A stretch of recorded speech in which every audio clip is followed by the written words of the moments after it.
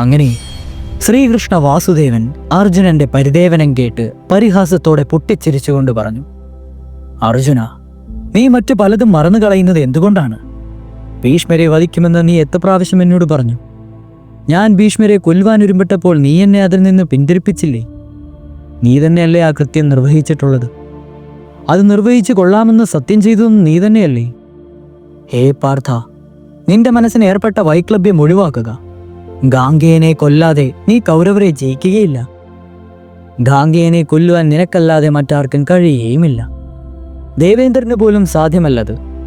പണ്ട് ദേവഗുരുവായ ബൃഹസ്പതി പറഞ്ഞത് നിനക്കറിയാമോ? അദ്ദേഹം പറഞ്ഞത് ഇപ്രകാരമാണ്: മൂത്തവനായാലും വൃദ്ധനായാലും ഗുണവാനായാലും ശരി തന്നെ, കൊല്ലുവാൻ എതിർക്കുന്ന സമയത്ത് മറ്റൊന്നും ചിന്തിക്കേണ്ടതില്ല. അവനെ കൊന്നു വീഴ്ത്തുക തന്നെ വേണം. ഇത് ക്ഷത്രിയന്മാർക്ക് ചേർന്ന സനാതനമായ ധർമ്മമാണ്. പാർത്ഥന്റെ അലസ്യ മനോഭാവം അലിഞ്ഞുപോയി. ശിഖണ്ഡിയെ മുൻനിർത്തി ഭീഷ്മരോട് എതിർക്കണമെന്നും കൊല്ലണമെന്നും അവൻ കൃഷ്ണനോട് സമ്മതിച്ചു. എല്ലാവർക്കും കുറച്ച് സമാധാനമായി. ശേഷിച്ച രാത്രി വിശ്രമത്തിന് ഉറക്കത്തിനുമായി അവർ വിനിയോഗിച്ചു. അങ്ങനെ അടുത്ത ദിവസം ആദിത്യ ഭഗവാന്റെ ചെങ്കതിരുകൾ രണഭൂമിയിൽ പതിക്കുന്നതിന് മുമ്പ് തന്നെ പാണ്ഡവർമാർ സൈന്യങ്ങളോടുകൂടി ആർത്തു വിളിച്ചുകൊണ്ട് പോർക്കളത്തിലെത്തിക്കഴിഞ്ഞു. പെരുമ്പറ, ശംഖ്, ദുന്ദുബി, കൊമ്പ്, കുഴൽ തുടങ്ങിയ വാദ്യോപകരണങ്ങളാൽ പുറപ്പെട്ട ഘോരനാദം ദിഗന്ധങ്ങളിൽ മുഴങ്ങി. പാണ്ഡവർ അന്ന് പൂർവാധികം ഉത്സാഹഭരിതരായി തീർന്നു. ക്ഷണനേരം കൊണ്ട് ദൃഷ്ടദ്യുമ്നൻ വ്യൂഹബന്ധനം നടത്തി. അന്നേ ദിവസം പാണ്ഡവ സൈന്യത്തിന്റെ തലപ്പത്ത് ശിഖണ്ഡിയെയാണ് അവരോധിച്ചത്. അധികം താമസിയാതെ കൗരവരം പടക്കളത്തിലെത്തി. തലേ ദിവസം ഭീഷ്മർ പാണ്ഡവ സൈന്യത്തിനുണ്ടാക്കിയ നാശനഷ്ടങ്ങൾ കൗരവരുടെ മനോവീര്യത്തെ വർദ്ധിപ്പിച്ചിരുന്നു.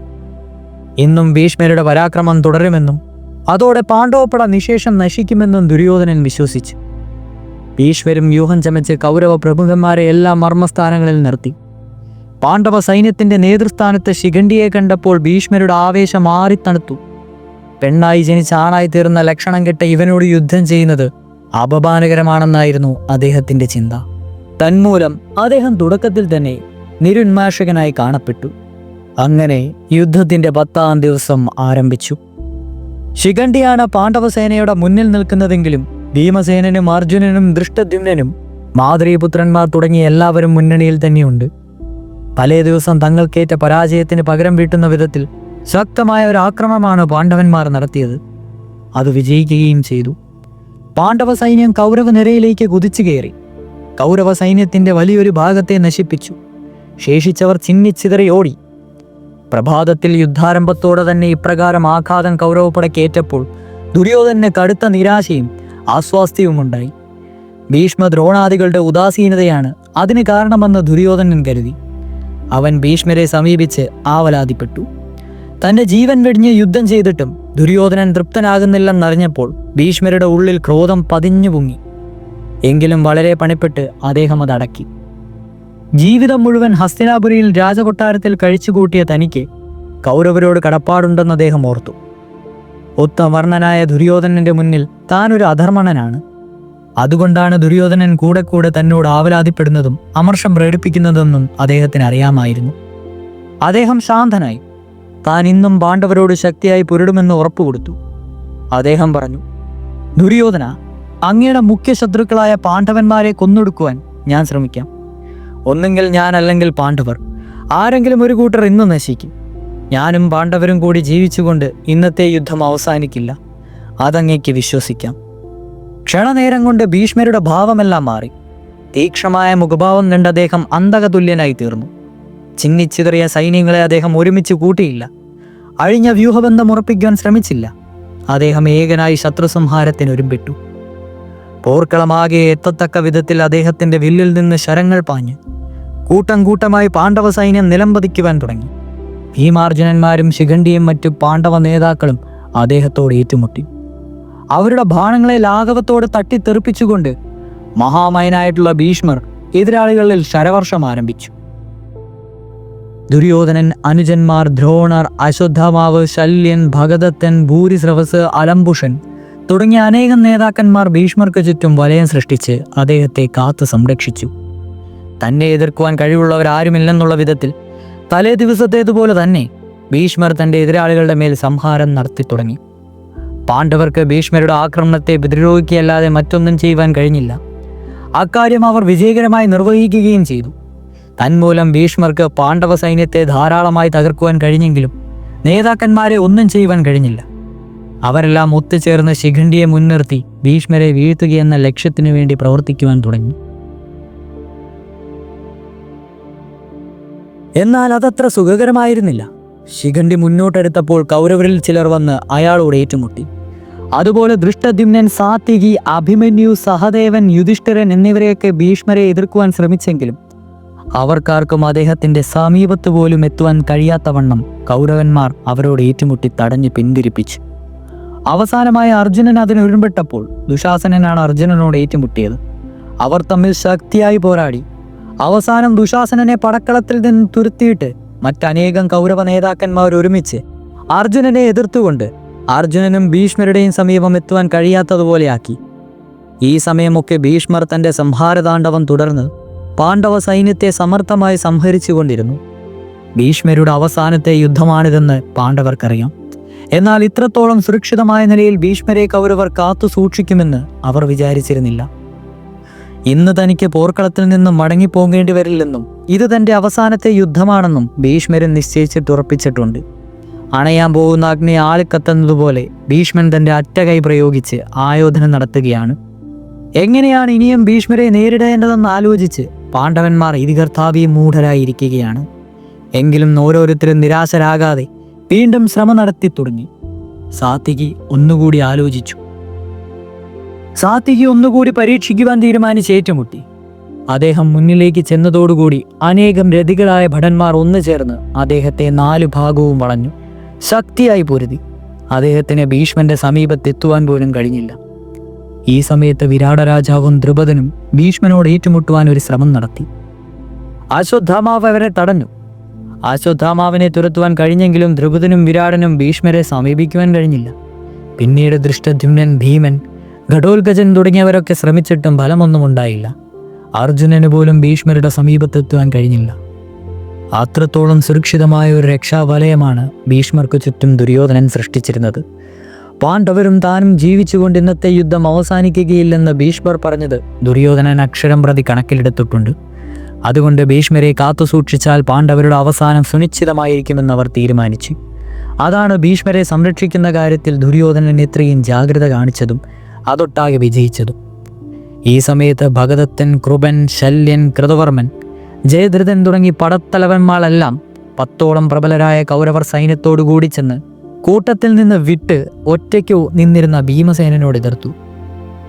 ഭീമൻ ഒരു പരിഭ്രമവും കൂടാതെ അവരോട് ഏറ്റുമുട്ടി. ഭീമൻ ഒറ്റയ്ക്കായതിനാൽ അവനെ കൊല്ലുവാൻ കഴിയുമെന്നുള്ള പ്രതീക്ഷയായിരുന്നു കൗരവ നേതാക്കന്മാർക്ക്. എന്നാൽ ക്ഷണനേരം കൊണ്ട് ശത്രുപക്ഷത്തെ സൈന്യങ്ങളുടെ ഒരു നല്ല പങ്കിനെ ഭീമൻ കൊന്നൊടുക്കി.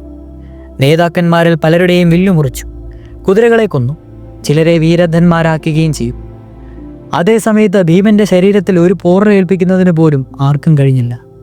ക്രോധം പൂണ്ട് ഭഗദത്തനയച്ച ശക്തി ആയുധത്തെ പോലും ഭീമൻ കഷ്ണം കഷ്ണമായി മുറിച്ചു. ഭീഷ്മരോട് നേരിട്ടിൽ പോരാടുവാൻ കഴിയാതെ നിരാശനായി പോർക്കളത്തിന്റെ വിവിധ ഭാഗങ്ങൾ ചുറ്റിക്കറങ്ങി നടന്നിരുന്ന അർജുനൻ തത്സമയത്ത് ഭീമനും കൗരവന്മാരുമായി യുദ്ധം നടക്കുന്ന സ്ഥലത്തെത്തിച്ചേർന്നു. അവൻ ജ്യേഷ്ഠനെ സഹായിക്കുവാൻ തുടങ്ങി. അർജുനന്റെ ഗാണ്ഡീവത്തിൽ നിന്നും തെരുതെരെ ഉയർന്ന ശരങ്ങൾ കൗരവ സൈന്യത്തെ അഗ്നിയിൽ വീഴുന്ന ഈയാമ്പാറ്റകളെ പോലെ നശിപ്പിച്ചു. മരിക്കാതിരുന്നവർ ഭീതി പൂണ്ട് നാനാവഴിക്കും ഓടുവാൻ തുടങ്ങി. കൗരവർക്ക് വീണ ആ ഒരു പതനം കണ്ട് ദുര്യോധനൻ ത്രിഗർത്തരാജാവായ സോമശർമ്മനെ ഭീമാർജുനന്മാരെ എതിരിടുന്നതിന് നിയോഗിച്ചു. അദ്ദേഹം വമ്പിച്ച ഒരു സൈന്യത്തോടുകൂടി കൃപാദികളെ സഹായിക്കുവാൻ തുടങ്ങി. എന്നാൽ പാണ്ഡവപുത്രന്മാർ ഒട്ടും കൂസലില്ലാതെ പോരു തുടർന്നു. ആർക്കും എതിർക്കുവാൻ കഴിയാത്ത നിലയിൽ ഉജ്ജ്വലമായ പൗരുഷം പ്രകടിപ്പിച്ചുകൊണ്ട് ഭീമാർജുനന്മാർ തിളങ്ങി വിളങ്ങി. എതിരാളികളുടെ കൊടിമരം മുറിച്ചിട്ടും കുതിരകളെ കൊന്നും രഥങ്ങളെ തകർത്തും കൗന്ദേയർ അജയന്മാരാണെന്ന് തെളിയിച്ചു. ഇത് കണ്ട് ദുര്യോധനൻ ദ്രോണനെയും മഗധ രാജാവിനെയും കൂട്ടി പാണ്ഡവ സഹോദരന്മാരെ എതിർക്കുവാൻ നിയോഗിച്ചു. എന്നാൽ ആചാര്യനും ശിഷ്യന്മാരെ ജയിക്കുവാൻ കഴിഞ്ഞില്ല. ഭീമാർജുനന്മാരുടെ കുതിച്ചുകയറ്റം തടയുവാൻ ഗത്യന്തരമില്ലെന്ന് മനസ്സിലാക്കിയ ദുര്യോധനൻ ഭീഷ്മരുടെ അടുത്തേക്ക് ഓടിച്ചെന്നു. കാര്യത്തിന്റെ ഗൗരവം മനസ്സിലാക്കിയ ഭീഷ്മർ വലിയൊരു സൈന്യ സമൂഹത്തോടുകൂടി ഭീമാർജുനന്മാരെ നേരിട്ടെതിരിടുവാൻ തയ്യാറായി. പാണ്ഡവന്മാർ ആഗ്രഹിച്ചിരുന്നതും ഇതുതന്നെയാണ്. ഭീഷ്മരെ നേരിട്ടെതിർക്കുവാനുള്ള അവസരം ലഭിക്കണം. അപ്രകാരം അവസരം ലഭിച്ചപ്പോൾ ഭീമാർജുനന്മാർ ശക്തി ശതഗുണീഭവിച്ചു. അപ്പോഴേക്കും ശിഖണ്ഡിയും യുധിഷ്ഠിരനും അഭിമന്യുവും സാത്വികിയും നകുല സഹദേവന്മാരും ദൃഷ്ടദ്യുമ്നനുമൊക്കെ ഭീമാർജുനന്മാരുടെ സഹായത്തിനെത്തി. ഇരു സംഘത്തിലെയും യോദ്ധാക്കൾ അതിതീക്ഷ്ണങ്ങളായ ശരങ്ങളെ ലോഭമില്ലാത്ത മഴ പോലെ വർഷിക്കുവാൻ തുടങ്ങി. പാണ്ഡവ കൗരവ പക്ഷങ്ങളിലെ എല്ലാ സൈന്യങ്ങളും മഹാരഥന്മാരായ രാജാക്കന്മാരും മുഴുവൻ കൂടി ചേർന്ന് വമ്പിച്ചൊരു സങ്കുല യുദ്ധമായി തീർന്നു അത്. ആ അവസരത്തിൽ ദൃഷ്ടദ്യുമ്നൻ ഉച്ചത്തിൽ വിളിച്ചു പറഞ്ഞു, ഹേ സൈനികരെ, അദൃശ്യനായ സവ്യസാചി ഭീഷ്മരോട് എതിർക്കുന്നു. ഓടിച്ചെല്ലുവിൻ, പേടിക്കേണ്ട, നിങ്ങളെ ഭീഷ്മർ തൊടില്ല. പോരിൽ അർജുനനോട് ഏൽക്കുവാൻ ഇന്ദ്രനു പോലും സാധ്യമല്ല. വീരന്മാരെ കുതിക്കുവിൻ, വായുവിൽ പാഞ്ഞേൽക്കുവിൻ. ഇത് കേട്ട് പാണ്ഡവ സൈന്യം പ്രളയജല പ്രവാഹം പോലെ ഭീഷ്മരഥത്തിന്റെ മുന്നിലേക്ക് കുതിച്ചു കയറി. 10 ദിവസങ്ങളായി അനേക സഹസ്രം യോദ്ധാക്കളെ കാലപുരിക്കയച്ച ഭീഷ്മരുടെ മനസ്സിൽ വൈരാഗ്യമുദിച്ചു. അദ്ദേഹത്തിന് ജീവിതത്തോട് വിരസത തോന്നി. ഇനിയും അധികം മാനാശ്രേഷ്ഠന്മാരെയൊന്നും ഞാൻ കൊല്ലുന്നില്ല എന്ന് അദ്ദേഹം സ്വയം ചിന്തിച്ചു. പാണ്ഡവ പടയുടെ മുന്നണിയിലായിരുന്ന യുധിഷ്ഠിരൻ ഈ അവസരത്തിൽ ഭീഷ്മരുടെ മുന്നിലെത്തിയിരുന്നു. ഭീഷ്മർ യുധിഷ്ഠിരനോട് പറഞ്ഞു, യുധിഷ്ഠിര, ഞാൻ വളരെയേറെ മനുഷ്യരെ കൊന്നു. എൻ്റെ കാലം കഴിഞ്ഞിരിക്കുന്നു. എനിക്ക് ജീവിതം മടുത്തു. അതുകൊണ്ട് എന്നെ കൊല്ലുവാൻ പ്രയത്നിക്കുക. അപ്പോൾ ആകാശത്തു വന്നിരുന്ന മഹർഷിമാരും വസുക്കളും ഭീഷ്മരുടെ ഇംഗിതം മനസ്സിലാക്കി. അതുതന്നെയാണ് ശരിയെന്ന് പറഞ്ഞു. ആകാശത്ത് മംഗളശബ്ദങ്ങൾ മുഴങ്ങി. ഭീഷ്മരുടെ ശിരസിൽ പുഷ്പങ്ങൾ വർഷിക്കപ്പെട്ടു. എന്നാൽ ഈ വസ്തുതയൊന്നും യുദ്ധാവേശത്തിൽ മുഴുകിയിരുന്ന കൗരവരോ പാണ്ഡവരോ അറിഞ്ഞില്ല. പിതാമഹൻ എല്ലാം അറിഞ്ഞു. അർജുനൻ ശിഖണ്ഡിയെ മുന്നിൽ നിർത്തി ഭീഷ്മരോട് രൂക്ഷമായി പോരാടുകയാണ്. ശിഖണ്ഡി നിമിഷം തോറും കൂർത്തുമൂർത്ത ബാണങ്ങൾ ഭീഷ്മരുടെ നേർക്ക് അയക്കുന്നുമുണ്ട്. സകല ഭാഗത്തു നിന്നും ഭീഷ്മരുടെ നേർക്ക് ബാണങ്ങൾ ചൊരിയുന്നുണ്ടായിരുന്നു. തുടരെ തുടരെ വളരെ വേഗത്തിൽ തന്റെ മേൽ പതിക്കുന്ന അർജുനന്റെയും ശിഖണ്ഡിയുടെയും ശരങ്ങളെ ഭീഷ്മൻ സ്ഥിരമായി ഉറച്ചു നിന്നുകൊണ്ട് കൊള്ളുക തന്നെ ചെയ്തു. തൻ്റെ സമീപത്തുണ്ടായിരുന്ന ദുശ്വാസനോട് ഭീഷ്മർ പറഞ്ഞു, എൻ്റെ മേൽ പതിക്കുന്ന ശരങ്ങളൊന്നും ശിഖണ്ഡിയുടേതല്ല. മർമ്മഭേദങ്ങളായ ഈ അസ്ത്രങ്ങൾ അർജുനൻ്റേതാണ്. പാണ്ഡവപ്പട ഭീഷ്മന്റെ തേരിനെ വളഞ്ഞു. കൗരവന്മാർക്കെങ്കിലും ഭീഷ്മരുടെ തേരിന്റെ സമീപത്തെങ്ങും എത്തുവാൻ കഴിഞ്ഞില്ല. പാണ്ഡവന്മാർ ആർത്തു വിളിച്ചും മട്ടഹസിച്ചും സിംഹനാദം മുഴക്കിക്കൊണ്ടും തോമരങ്ങൾ, പ്രാസങ്ങൾ, അമ്പുകൾ, പട്ടസം, വാൾ, കൂർത്ത നാരായങ്ങൾ, വത്സദന്തം, ഭൽപ്പം തുടങ്ങിയ ആയുധങ്ങൾ ഉപയോഗിച്ചും ആവേശഭരിതമായ യുദ്ധകലി കൊണ്ട് ആവിഷ്ടമായി. ജയം മുന്നിൽ കണ്ടുകൊണ്ട് എല്ലാവരും മറന്നുള്ളൊരു യുദ്ധമായിരുന്നത്. അപ്പോൾ ചെയ്തുകൊണ്ടിരുന്നത് എല്ലാം മറന്നുകൊണ്ടുള്ള ഒരു യുദ്ധം. ഭീഷ്മനെ നിഗ്രഹിക്കുന്നതിന് ഇതിനേക്കാൾ പറ്റിയ അവസരമില്ലെന്ന് മനസ്സിലാക്കിയ ശിഖണ്ഡിയും അർജുനനും നിസ്തന്ത്രമായി ബാണങ്ങൾ അയച്ചുകൊണ്ടേയിരുന്നു. ഭീഷ്മരുടെ ശരീരം മുഴുവൻ മുറിഞ്ഞു. പോർച്ചട്ടയാകെ പൊളിഞ്ഞു. സരാചലം ദേഹമാസകലം കുത്തിയറച്ച്. അദ്ദേഹത്തിന്റെ കാലുകൾ തേരിൽ ഉറയ്ക്കാതെയായി. രഥത്തിന്റെ കുടിമരക്കാലിൽ പിടിക്കുവാനായി കൈകൾ ഉയർത്തി. എന്നാൽ പിടികിട്ടിയില്ല. അദ്ദേഹം താണു തളർന്ന് തേരിൽ നിന്ന് രണഭൂമിയിലേക്ക് പതിച്ചു. തേരിനു ചുറ്റും ചിന്നിച്ചിതറിക്കിടന്ന ശരങ്ങൾ ഒരു ശയ്യ പോലെ വിരിക്കപ്പെട്ടിരുന്നു. ഭീഷ്മർ ആ ശരശയിൽ കിഴക്കോട്ട് തലവെച്ച് വീണ് കിടന്നു. സൂര്യൻ തെക്കോട്ട് സഞ്ചരിക്കുന്ന ദക്ഷിണായന കാലമായിരുന്നു അത്. മഹാത്മാവായ ഒരാൾക്ക് ശരീരത്യാഗത്തിന് പറ്റിയ കാലമല്ല ദക്ഷിണായന കാലം. എവിടെ നിന്നോ കുറെ അരയന്നങ്ങൾ വന്ന് ഭീഷ്മരെ വട്ടമിട്ട് പറന്നു. അവറ്റകൾ എന്തൊക്കെയോ ശബ്ദിച്ചു. തൻ്റെ മാതാവായ ഗംഗാദേവി ഋഷികളെ അയച്ച് ദക്ഷിണായന കാലത്തെപ്പറ്റി തന്നെ ഓർമ്മിപ്പിക്കുകയാണെന്ന് ഭീഷ്മർക്ക് മനസ്സിലായി. ഭീഷ്മർ പറഞ്ഞു, എൻ്റെ അച്ഛൻ നൽകിയ വരം കൊണ്ട് ഞാൻ സ്വച്ഛന്ത മൃത്യുവാണ്. സൂര്യൻ വടക്കോട്ട് സഞ്ചരിക്കുന്ന ഉത്തരായന കാലം വരെ ഞാൻ പ്രാണൻ വിടിയുകയില്ല. അതുവരെ ഞാൻ ഇവിടെ തന്നെ കിടക്കും. അരയന്നങ്ങൾ പറന്നുപോയി. ഭീഷ്മർ വീണുവെന്നറിഞ്ഞപ്പോൾ പാണ്ഡവരൊട്ടായി ഉച്ചത്തിൽ ആർപ്പ് വിളിച്ചു. ജയവേരി മുഴക്കി. ഭീമസേനൻ ആനന്ദ നൃത്തം ചെയ്തു. കൗരവ സംഘം ജീവനില്ലാത്ത പ്രതിമ നടക്കെ നിന്നു. ഇവരുടെ മുഖം പാടി. ഒന്നും പറയാനോ പ്രവർത്തിക്കുവാനോ വയ്യാത്ത നിലയിൽ എല്ലാവരും സ്തംഭിച്ചു നിന്നുപോയി.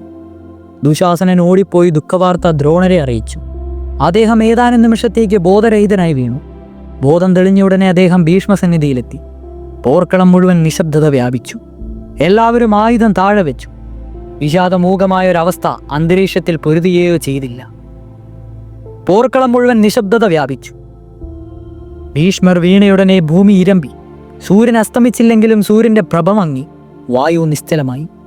ഇവൻ ബ്രഹ്മജ്ഞ സത്തമനാണ്. ഇവൻ പുരുഷ ശ്രേഷ്ഠനാണ്. ഇപ്രകാരം പറഞ്ഞ ഭൂതഗണങ്ങളും സിദ്ധാചാരണങ്ങളും മഹർഷിമാരും ഭീഷ്മരെ വാഴ്ത്തി. പാണ്ഡവരും കൗരവരും ഭീഷ്മ സവിധത്തിലെത്തി. കൗരവർ ലജ്ജിച്ച് വിഷണ്ണരായി തലതാഴ്ത്തി നിന്നു. യുദ്ധം വിജയത്തിലേക്ക് തിരിയുവെന്ന കാരണത്താൽ പാണ്ഡവർക്ക് മനസ്സിൽ ആഹ്ലാദമുണ്ടായിരുന്നുവെങ്കിലും ഭീഷ്മരുടെ പതനത്തിൽ അവരും നിസ്സീമമായി ദുഃഖിച്ചു. ആസന്ന മരണനായി ശരശയ്യയിൽ കിടക്കുന്ന തങ്ങളുടെ പിതാമഹന്റെ ചുറ്റിലും കണ്ണീർ പൊഴിച്ചുകൊണ്ട് അവരും നിലയുറപ്പിച്ചു. ശരശയ്യയിൽ കിടന്നുകൊണ്ട് ചുറ്റും കണ്ണോടിച്ച ഭീഷ്മർ തൻ്റെ ചുറ്റും വിഷാദമൂകരായി നിൽക്കുന്ന കൗരവരെയും പാണ്ഡവരെയും കണ്ടു. എല്ലാവരും മൗനികളായിരുന്നു. ആർക്കും അപ്പോൾ ഒന്നും പറയുവാൻ കഴിയുമായിരുന്നില്ല. ഇത് മനസ്സിലാക്കിയ ഭീഷ്മർ എല്ലാവരോടുമായി പറഞ്ഞു: ഹേ മഹാരഥന്മാരെ, രവീന്ദ്രന്മാരെ, നിങ്ങൾക്ക് സ്വാഗതം. ദേവതുല്യരായ നിങ്ങളെ കണ്ട് ഞാൻ സന്തോഷിക്കുന്നു. ഇത്രയും പറഞ്ഞു കഴിച്ചപ്പോഴേക്കും അദ്ദേഹത്തിൻ്റെ ശിരസ് ഒരു ഭാഗത്തേക്ക് തൂങ്ങിപ്പോയി. അപ്പോൾ ഭീഷ്മർ അർജുനനോട് പറഞ്ഞു: എൻ്റെ തല വല്ലാതെ തൂങ്ങുന്നു, ഉപാദനം തന്നാലും. ദുര്യോധനൻ ഉടൻ തന്നെ സേവകന്മാരെ ഓടിച്ച് 10 തലയിണകൾ വരുത്തി. ഇത് കണ്ട് ഭീഷ്മർ ചിരിച്ചു. വിചിത്രമായ ആ തലയിണകളെ അദ്ദേഹം ഇഷ്ടപ്പെട്ടിട്ടില്ല. അദ്ദേഹം പറഞ്ഞു: ഇതൊന്നും വീരശയ്യയ്ക്ക് യോജിച്ചതല്ല. അടുത്തു നിന്നിരുന്ന സവ്യസാചിയെ സാഗൂതം നോക്കി: ഉണ്ണി ധനഞ്ജയ, നീ കാണുന്നില്ലേ എൻ്റെ ശിരസ് തൂങ്ങുന്നത്? ഉചിതമായ ഒരു ഉപാദനം തരൂ. അദ്ദേഹം അർജുനനോട് നിർദ്ദേശിച്ചു. അർജുനൻ ഗാണ്ഡീവം കയ്യിലെടുത്തു. കണ്ണുപടച്ച് അല്പനേരം ധ്യാനിച്ചു നിന്നു. അതിനുശേഷം 3 ശരങ്ങളെടുത്ത് ഗാണ്ഡീവത്തിൽ തൊടുത്തുവിട്ടു. ആ ശരം ഭീഷ്മരുടെ തലക്കീഴിൽ പോയി ആ ശിരസിനെ താങ്ങി നിർത്തി. ഭീഷ്മർ സന്തോഷിച്ചു. അദ്ദേഹം പറഞ്ഞു: അർജുന, എൻ്റെ ശയനത്തിന് അനുയോജ്യമായ ഉപാദനം നീ നൽകി. ക്ഷത്രിയൻ പോർക്കളത്തിൽ ഇപ്രകാരം ശരത്തൽപ്പത്തിൽ കിടക്കണം. പിന്നീട് കൗരവരോടായി പറഞ്ഞു: കാണുവിൻ, പാണ്ഡവർ എനിക്ക് ഉപദാനം തന്നത്. ഞാൻ ഈ ശയ്യയിൽ ആദിത്യൻ ഉത്തരായനത്തിലേക്ക് തിരിയുന്നതുവരെ കിടക്കും. അതിനുശേഷം ഞാൻ എൻ്റെ പ്രാണനെയും ഇഷ്ടജനങ്ങളെയും വിടുന്നതാണ്.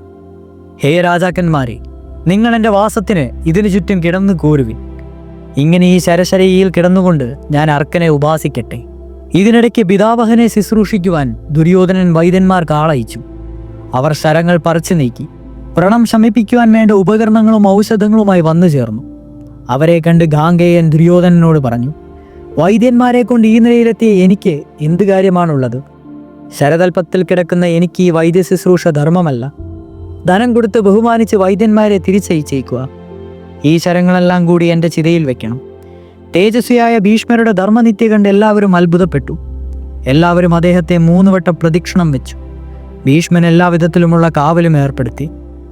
എല്ലാവരും ദുഃഖാർദ്ധരായി അവരവരുടെ ശിബിരങ്ങളിലേക്ക് മടങ്ങി. വളരെ മനക്ലേശത്തോടെയാണ് ഇരുവിഭാഗക്കാരും തങ്ങളുടെ ശിബിരങ്ങളിൽ ഉറങ്ങുവാൻ കഴിയാതെ രാത്രി കഴിച്ചു കൂട്ടിയത്. അതിന് വിപരീതമായി മാഗധന്മാർ എന്ന വീരഗാഥകളൊന്നും പാടിയില്ല. യാതൊരു വാദവൃന്ദവും ശബ്ദിച്ചില്ല. എങ്ങും കനത്ത നിശബ്ദത മാത്രം. അങ്ങനെ അന്നത്തെ രാത്രി കഴിഞ്ഞു. പ്രഭാതമായി.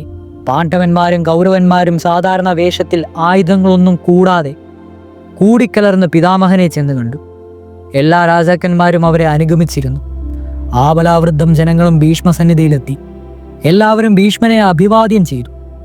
ഭീഷ്മരുടെ ശരീരം വേദനിക്കുന്നുണ്ടായിരുന്നുവെങ്കിലും അദ്ദേഹം അതെല്ലാം സഹിച്ചു കിടന്നു. അദ്ദേഹത്തിൻ്റെ ധീരത അന്യായമായിരുന്നു. എല്ലാവരെയും നോക്കി പുഞ്ചിരിക്കുവാൻ അദ്ദേഹം ശ്രമിച്ചു. അമ്പുകൊണ്ട് മുറിഞ്ഞ ഭാഗങ്ങളിൽ നീറുന്നുണ്ടായിരുന്നു. ഭീഷ്മർ വെള്ളം വെള്ളം എന്ന് പറഞ്ഞു. വിശേഷിപ്പിക്കട്ട ഭോജങ്ങൾ കുളിർത്ത പാനീയങ്ങളും ദുര്യോധനൻ വരുവിച്ചു. ദുര്യോധനന്റെ ഔചിത്യമില്ലായ്മയെപ്പറ്റി ഓർത്ത് പുഞ്ചിരിച്ചുകൊണ്ട് ഭീഷ്മർ പറഞ്ഞു: വിശേഷിപ്പിക്കട്ട ഭോജങ്ങളൊന്നും എനിക്ക് വേണ്ട. കഴിഞ്ഞ കാലങ്ങളിലെ മർത്യഭോഗങ്ങളൊന്നും എനിക്ക് അനുഭവയോഗ്യമായിട്ടുള്ളതല്ല. ഈ ശരതൽപ്പത്തിൽ കിടക്കുന്ന ഞാൻ മനുഷ്യവർഗത്തിനെ വിട്ടവനാണ്. സൂര്യചന്ദ്രന്മാരുടെ ഗതികാത്ത് ഈ ഭൂമിയിൽ തങ്ങി നിൽക്കുന്നവനെന്ന് മാത്രം.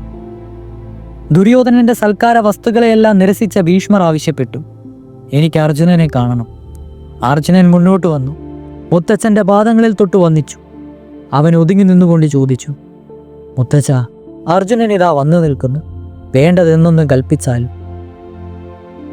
അർജുന, നിന്റെ ശരങ്ങളേറ്റ് എൻ്റെ ശരീരം ചുട്ടു നീറുന്നു. മർമ്മങ്ങൾ തോറും വേദനിക്കുന്നു. മുഖം വരളുന്നു. സർവാംഗം വേദനിക്കുന്നു. എനിക്ക് കുറച്ച് തണുത്ത വെള്ളം തരൂ.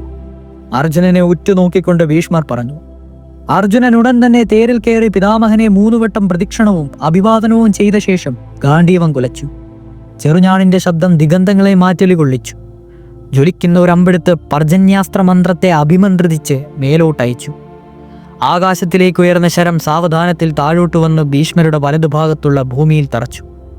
ഭൂമി പിളർന്നു. ആ പിളർപ്പിൽ നിന്നും ഒരു ജലധാര മേൽപോട്ടുയർന്നു. അമൃതസമനമായ വെള്ളം കുടിച്ച് ഭീഷ്മൻ സംതൃപ്തനായി. ഇത് കണ്ടു നിന്നവരെല്ലാം അത്ഭുത പരതന്ത്രരായി. രാജാക്കന്മാർ കോൾമേർ കണ്ടു. എല്ലായിടത്തും ശംഖുനാദവും മുഴങ്ങി. ഭീഷ്മർ അർജുനനോടായിട്ട് പറഞ്ഞു, എടോ മഹാരഥ, നിനക്കിതൊരു അത്ഭുത കാര്യമല്ല. നീ പൂർവമുനിയായ നരനാണെന്ന് നാരദൻ പറഞ്ഞ് ഞാൻ കേട്ടിട്ടുണ്ട്. വാസുദേവന്റെ സഹായത്തോടെ നീ മഹാകർമ്മം നടത്തും. ലോകത്തിൽ മുഖ്യന്മാർ മനുഷ്യരാണ്. പക്ഷികളിൽ മുഖ്യൻ ഗരുഡനാണ്. ജലാശ്രയങ്ങളിൽ ശ്രേഷ്ഠതമായത് സമുദ്രമാണ്. നാൽക്കാലുകളിൽ ശ്രേഷ്ഠമായത് പശുവാണ്. തേജസ്സുള്ള വസ്തുക്കളിൽ ശ്രേഷ്ഠമായത് അർക്കനാണ്. മലകളിൽ ശ്രേഷ്ഠൻ ഹിമാലയമാണ്. ജാതികളിൽ മുഖ്യൻ ദ്വിജനാണ്. വിശ്വവില്ലാളികളിൽ ശ്രേഷ്ഠൻ നീ തന്നെയാണ്. ദുര്യോധനൻ ഇത് കേട്ട് നിൽക്കുകയായിരുന്നു. അവന്റെ മുഖത്ത് ലജ്ജ, കോപം, നിരാശ, സ്പർദ്ധ, അസൂയ തുടങ്ങിയ വിവിധ വികാരങ്ങൾ മാറി മാറി പ്രകടമായി. ഭീഷ്മർ ദുര്യോധനനായി പറഞ്ഞു, ദുര്യോധന, കുളിർത്ത അമൃതോപമായ ജലധാര അർജുനൻ വരുത്തിയത് നീ കണ്ടില്ലേ? ഈ മഹൽകർമ്മം ചെയ്യുവാൻ ഈ ലോകത്താരുണ്ട്? ഐന്ദ്രം, പാശുപതം, ബ്രഹ്മം, പാരമൈഷ്ടികം, ആഗ്നേയം, വാരുണം, സൗമ്യം, വായവം, വൈഷ്ണവം, ദ്വൈത്വം തുടങ്ങിയ എല്ലാം അറിയുന്ന ഒരേ ഒരു വില്ലാളി അർജുനൻ മാത്രമാണ്. ഉണ്ണി, ഈ പാണ്ഡവരെ പോരിൽ ജയിക്കുവാൻ ആർക്കും സാധ്യമല്ല. മഹാത്മാവായ ഇവന്റെ കർമ്മങ്ങളെല്ലാം അമാനുഷികമാണ്. സത്യവാനായ ഇവൻ പോർക്കളത്തിൽ ശൂരനായി വിളങ്ങും. ഇവനുമായി സന്ധി ചെയ്യുന്നതാണ് നിനക്ക് നല്ലത്. എന്നോടുകൂടി യുദ്ധം അവസാനിക്കട്ടെ. പാർത്ഥന്മാരുമായി ഭവാൻ യോജിക്കുക. നിനക്കും നിന്റെ കുലത്തിനും ഇത് നല്ലതാണെന്ന് എൻ്റെ ദൃഢമായ അഭിപ്രായം ഇതുതന്നെയാണ്. ഭീഷ്മരുടെ അവസാനത്തോടുകൂടി നിങ്ങൾ പരസ്പരം ചേരുവിൻ. മറ്റുള്ളവർ ജീവിച്ചോട്ടെ. നാട്ടിൽ സമാധാനം കൈവരട്ടെ. അച്ഛൻ, മകൻ, ഭാഗിനേയൻ, ഭ്രാതാക്കൾ എന്നിവരുമായി എല്ലാവരും സുഖമായിരിക്കട്ടെ. എൻ്റെ വാക്ക് നീ കേൾക്കുന്നില്ല എങ്കിൽ മോഹസന്ധനായി നീ സർവവും നശിച്ച് ദുഃഖിക്കേണ്ടതായി വരും. ഗാംഗേയൻ ഇത്രയും പറഞ്ഞപ്പോഴേക്കും അദ്ദേഹത്തിൻ്റെ ശാരീരിക വേദന വർദ്ധിച്ചു. വേദന അടക്കിക്കൊണ്ട് അദ്ദേഹം മൗനമായി കിടന്നു. മരിക്കുവാൻ കിടക്കുന്ന രോഗി ഔഷധം നിഷേധിക്കുന്നത് പോലെ ദുര്യോധനൻ ഭീഷ്മരുടെ വാക്കുകൾ സ്വീകരിക്കുവാൻ തയ്യാറായിരുന്നില്ല. ഏതാനും സമയം എല്ലാവരും ഭീഷ്മരുടെ ചുറ്റും നിന്നു. അദ്ദേഹം പിന്നീട് ഒന്നും സംസാരിച്ചില്ല. മൗനമായി കണ്ണും പൂട്ടിക്കിടക്കുന്ന ഭീഷ്മരെ വിശ്രമിക്കുവാൻ വിട്ടിട്ട് എല്ലാവരും അവരുടെ കൈനിലകളിലേക്ക് മടങ്ങിപ്പോയി. ഭീഷ്മൻ യുദ്ധം ചെയ്യുന്നിടത്തോളം കാലം താൻ ആയുധമേന്തി യുദ്ധകളത്തിൽ എടുക്കുകയില്ലെന്ന് പ്രതിജ്ഞ ചെയ്ത യുദ്ധം ചെയ്യാതെ നിന്നിരുന്ന, ഒഴിഞ്ഞു മാറി നടന്നിരുന്ന കർണൻ ഭീഷ്മരുടെ പതനമറിഞ്ഞപ്പോൾ ഭീഷ്മൻ ഏകനായി കിടക്കുമ്പോൾ അല്പം ഭയപ്പാടുകൂടി കർണൻ ഭീഷ്മസവിധത്തിലെത്തി. കണ്ണുമടച്ച് കിടക്കുന്ന ഭീഷ്മരുടെ കാൽ തൊട്ട് വന്ദിച്ചു. തൊണ്ടയിടറിക്കൊണ്ട് പറഞ്ഞു, കുരുശ്രേഷ്ഠ, രാധേയനിതാ വന്നിരിക്കുന്നു. അന്നും അങ്ങയുടെ കൺമുന്നിൽ നിന്നവനും ഒരു കുറ്റം ചെയ്യാതെ അങ്ങയുടെ ദോഷത്തിന് പാത്രമായവനുമായ കർണനിത അങ്ങയുടെ മുമ്പിൽ കൈകൂപ്പുന്നു. ഭീഷ്മർ പണിപ്പെട്ട് കണ്ണുമിഴിച്ച് വാത്സല്യത്തോടെ കർണനെ നോക്കി. കാവൽ നിന്നിരുന്നവരെല്ലാം ആംഗ്യം കാണിച്ചകറ്റി. അച്ഛൻ മകനെ എന്ന പോലെ കർണനെ അരികിൽ വിളിച്ച് ഒറ്റയ്ക്ക് കൊണ്ട് ആശ്ലേഷിച്ചു. ഭീഷ്മർ പറഞ്ഞു, വരൂ വരൂ എൻ്റെ എതിരാളി, വരൂ. നിനക്കെന്നും എന്നോട് കിടമത്സരമായിരുന്നില്ലേ? നീ ഇപ്പോൾ വന്നില്ലായിരുന്നുവെങ്കിൽ നിനക്ക് ശ്രേയസ് ഉണ്ടാകാതെ പോയേനെ. നീ രാധേയനല്ല, കൗന്ദേയനാണുണ്ണി. ഞാൻ സത്യം പറയുന്നു, എനിക്ക് നിന്നോട് ഒരു വിദ്വേഷവുമില്ല.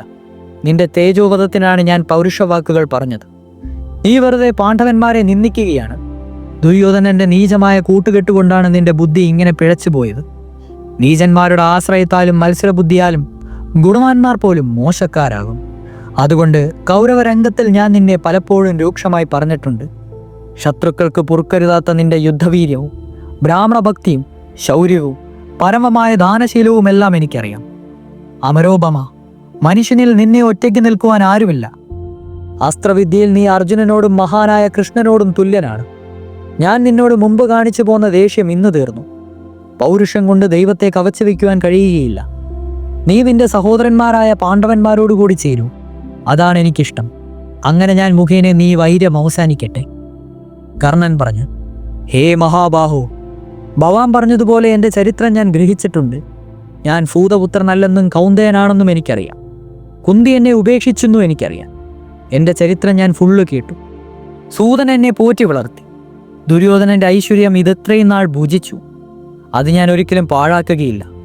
വാസുദേവൻ എങ്ങനെ പാണ്ഡവന്മാർക്കു വേണ്ടി സന്നദ്ധനായി നിൽക്കുന്നുവോ അപ്രകാരം തന്നെ എൻ്റെ ദേഹവും ധനവും പുത്രനും ഭാര്യയും യശസ്സും എല്ലാം ദുര്യോധനു വേണ്ടി ഞാൻ ഉപേക്ഷിച്ചിരിക്കുന്നു. അവന് വേണ്ടിയാണ് ഞാൻ പാണ്ഡവരോട് പകവയ്ക്കുന്നത്. പാണ്ഡവന്മാരെ പറ്റിയും വാസുദേവനെ പറ്റിയും എനിക്ക് അറിയാം. അവർ അജയ്യരാണ്. എങ്കിലും അവരെ പോരിൽ ജയിക്കണമെന്നാണ് എൻ്റെ നിശ്ചയം. ഇത് മൂഢത കൊണ്ടല്ല, ക്രൂരമായ വൈര്യം കൊണ്ടാണ്. അതഴിയാത്ത വൈര്യമാണ്. ഞാൻ അവനോട് പോരാടും. ഭവാൻ അനുമതിയോടുകൂടി വേണം യുദ്ധം ചെയ്യുമെന്ന് ഞാൻ വിചാരിക്കുന്നു. അതിനങ്ങ് കനിഞ്ഞനുഗ്രഹിക്കുമാറാകണം. ക്രോധം കൊണ്ടോ ചാബല്യം കൊണ്ടോ ഞാൻ മറുത്തു പറഞ്ഞതും പ്രവർത്തിച്ചതുമെല്ലാം ക്ഷമിക്കുമാറാകണം. ഇത്രയും പറഞ്ഞിട്ട് ഭീഷ്മർ മറുപടി പറഞ്ഞു: ഈ ക്രൂരമായ വൈര്യം അകറ്റുവാൻ വയ്യെങ്കിൽ ഹേ കർണ, ഞാൻ സമ്മതിക്കുന്നു. പകയില്ലാതെ ക്രോധമില്ലാതെ സജ്ജനവൃത്തി അനുസരിച്ച് കഴിവ് പോലെ ഉത്സാഹം പോലെയും ക്ഷത്രിയന്റെ വേല ചെയ്തു കൊള്ളുക. ക്ഷത്രിയന് യുദ്ധത്തേക്കാൾ മുന്തിയ ധർമ്മമില്ല. ഈ കലഹം ഒതുക്കുവാൻ വേണ്ടി ഞാൻ വളരെ കാലം പണിപ്പെട്ടു, സാധിച്ചില്ല. ധർമ്മമുള്ളിടത്തേ ജയമുള്ളൂ. കർണൻ വീണ്ടും ആ കുരുവൃദ്ധനെ അഭിവാദനം ചെയ്ത് വിടവാങ്ങി. എന്നിട്ട് തേരിലേറി ദുര്യോധനന്റെ അടുക്കലേക്ക് തന്നെ പോയി. ഇതോടുകൂടി മഹാഭാരതം ഭീഷ്മപർവം അവസാനിച്ചിരിക്കുകയാണ്. അടുത്തതായി മഹാഭാരതം ദ്രോണപർവമാണ്. തുടരും.